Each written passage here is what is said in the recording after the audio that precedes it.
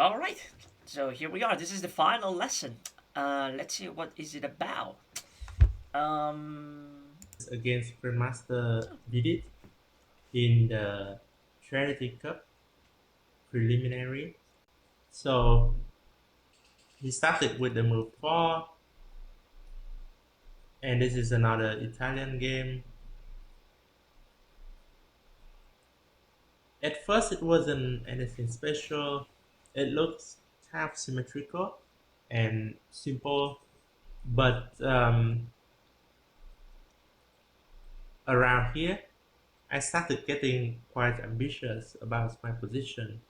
So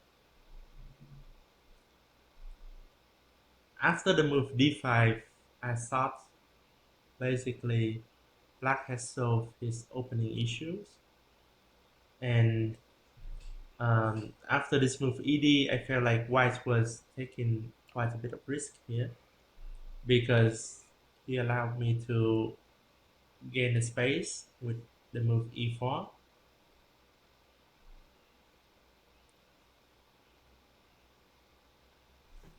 Bruh. And at first, it doesn't look too much for Black, but um, Black's position was definitely preferable. First of all, Black has more space and the potential to attack on the king side.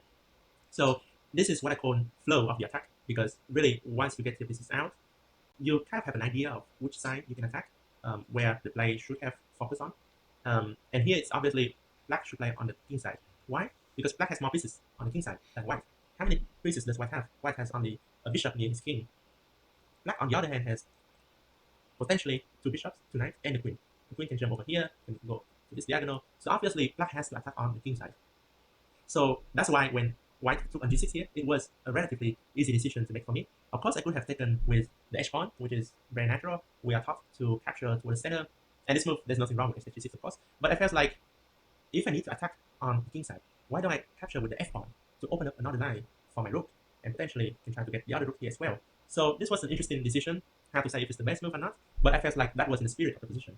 And when you want to attack, you want to bring as many pieces to that side as possible. So at this point, I felt like Black is already having easier play. Obviously, White should still be okay here, but White has to realize that he must break in the center, because if White plays slow move, then he's gonna come under serious attack on the king side. So White has to play c4 either here or after bishop e3. So a move like c4 would make a lot of sense. White tries to bring the bishop here, rook here, and perhaps Black has to take on c4, because otherwise White will go c5, b4, and White will have a good play on the queen side.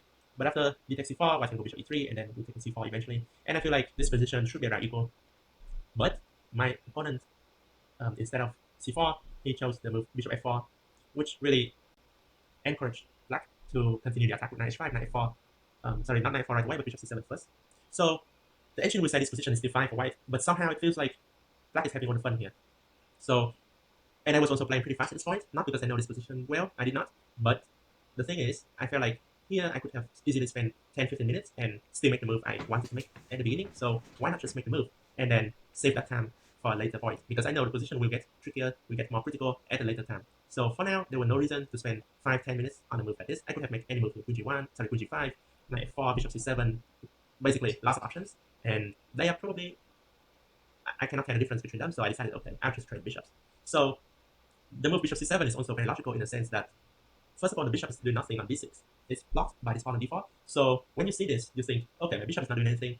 My opponent's bishop is well placed on d5. Why don't I use this bishop to exchange for his blue bishop here? So maybe he has one less piece to defend the king side. So that's my thought process when I play bishop c7. Obviously, it's still fine for white. And in the game, my opponent tried the best move, knight b5. I took, he took on d5. And here, it's a very interesting position. So black has to do something quick. Otherwise, white will have time to consolidate either with knight d4 or c4, and then those pawns are not great for black. So I went knight to f4. And here, my opponent made a serious mistake with the move knight to d4. So, first of all, when black has so many pieces near the white king, white should have been a bit more careful here. It's not that black has any checkmate threat yet, but just the fact that all these pieces can come at white king, bishop h3, knight h3, it looks really, really risky for white to leave his king unattended. So a move like rook e3 with the idea to go rook g3 if necessary and proactively defend h3 would have been a better move. Another option is to play g3, although this is not obvious at all, because after knight takes h3, bishop h3, bishop h3, white can go c4 and break. black's central pawns, and white would be okay here. White's still not better, but white is also not worse. For example, d takes d4, rook takes d4, and white has enough compensation. In the game, my opponent chose the move knight d4, and I took a little bit of time here. I think maybe 5 minutes, around 5 minutes, because I felt like this is a critical position. I had to do something. If I am slow, then he can take my bishop and my c4, and I may easily lose my central pawns. So what did I calculate here? Obviously, it has to be satisfied, because if I don't sack on h3, then really there's no active plan for black here. And bishop takes h3, you can easily see this doesn't work, because after gh, queen g5, white has queen g4, and the attack is over. So I only had to calculate knight takes h3. So how to calculate this move in shorter time controls? It's not easy, because at some point you have to see certain critical moves. If at critical positions you don't see those moves, then it means you may throw out the whole variation. You may mistakenly reject the whole line, even though the line can be very good for black. So the key thing here, in my opinion, is you try to go as deeply as possible into the line. You don't give up the line at first sight, even though it may look strange, it may feel wrong. But when it comes to tactics, I think you have to be thorough. So knight takes h3 is very forcing. White has to take the knight. There's no other option. And then queen g5 is also very forcing. Very easy to see that white cannot play bishop g2 due to bishop takes h3, and queen g4 also not an option. So only move is king h1. So when I calculated this line, I had to go as deeply as possible. If I stop here and I said, okay, black is down, he's here, I'm not going to continue my calculation, that would have been a huge mistake. But I went deeper and I saw that rook takes f2. This is also a very, very forcing move, because black is threatening queen g3 with a checkmate on h2. So white does not have time for knight takes e6. White has to try to exchange the rook right away with the move rook to e2. So after rook e2, again, I went a bit deeper into the position. At first, I also thought maybe white can defend this position, but the problem for white is after the move rook af8, black renews the threat of queen g3, and really white does not have time to take the bishop on e6. Also, right now, black has the threat of rook takes f1, so white had to take on f2. Take on f2, again, the threat is queen g3, so there are not that many moves for white, queen e1. So this is what I was spending the most time on when I calculated the move knight takes h3 on move 20. So I had to foresee the whole sequence here and to play this move e3, because if I play a move like queen g3, then white can take on f2 and then take on e6. And actually, white is not worse at all. Why? Because white has 3 pieces for the queen, and if I go e3 now, the knight can come back to d4 and defend e2, and white may even be better here. So I had to foresee this position and realize that e3 here is very good for black. The point being, after knight takes e6, another very, very forcing move, queen g3, white has to sack the queen on f2, and here is the difference. The pawn gets to f2 instead of the queen. And here, bishop g2 is forced to defend against queen g1. Now, queen takes e5. And this is the whole point of getting the pawn to f2, because now the knight is attacked. The knight is hanging on e6, and also black has this deadly threat with queen e1, so white does not have time to set his knight. And after queen e5, white has to play the move f1, when black has time to capture the knight on e6, and black has a decisive material advantage. So the whole sequence lasts 10 moves, and I had to calculate the whole thing. The key point being this move e3, and realizing that black has this queen g3, queen e5, queen e1, and with that, I won the decisive material advantage, and I managed to convert the game. It lasted for 20 more moves, but the result was never in doubt. Basically, I just had to consolidate a little bit, and then create a pass pawn on the queen side, exchanging some pieces, and get a pawn on b4. Yeah, there's no way for white to save that pawn, and then once I get a pawn, I just push all my pawns, and eventually I managed to win this game. So I'm really happy with this game, because I managed to calculate some good lines in the middle game. Especially in rapid, I think it can be challenging to calculate correctly, but you got to have a feeling of when to use your time to calculate the critical lines, and when you have the flow of the attack, you just play very natural move, sensible move. I think I really like what the former world champion Tao said, that tactics come from a superior position. So when all your pieces are well placed, when you have positional advantage, when you have Tactics come so try from a not to waste too superior much time position. before critical moments, and just keep the flow going until a critical position. Then you have to spend time to calculate the winning combination. Hey, that's such a good takeaway.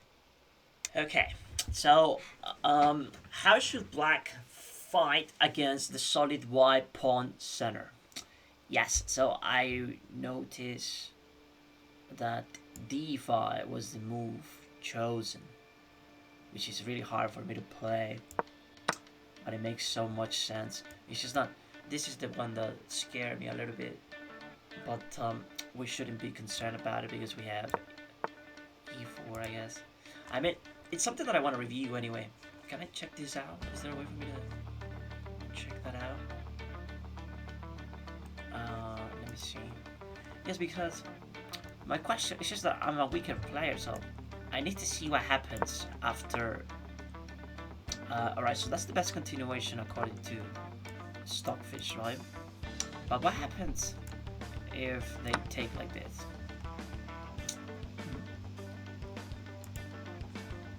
That's my question. So this is the analysis mode, right?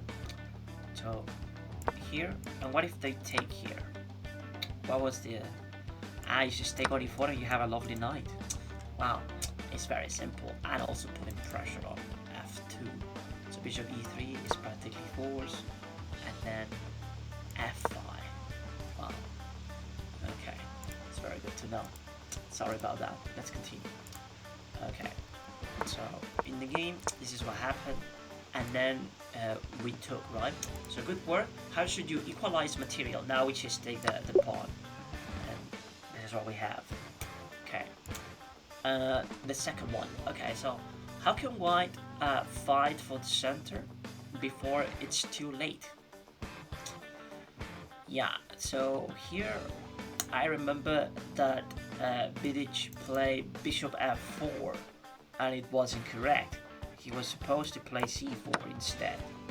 Okay, so a wise choice. What should you play before you recapture on c4? And then before we recapture on c4, we need to consolidate the pawn on d4. So that's why bishop e3 first, instead of taking immediately. High level chess for sure. Good work. Black can't defend c4 for long, and white should be able to win it back with an okay game. Alright then, let's move on. So, how should black take advantage of the vulnerable white king?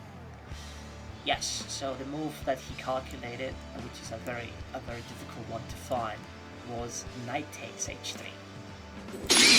Knight takes h3, and now a great move. How can you justify the piece sacrifice? Well, I can't. no, but like, I think it was it queen g5? I don't remember. I think it was queen g5. I might be wrong though. I don't remember exactly if it was queen g5. I think it is queen g5. Yes, because he can't go there because I have this, and that would be winning. And now we just take on f2. We sack the knight, right? We sack the bishop. So yeah, black's queen,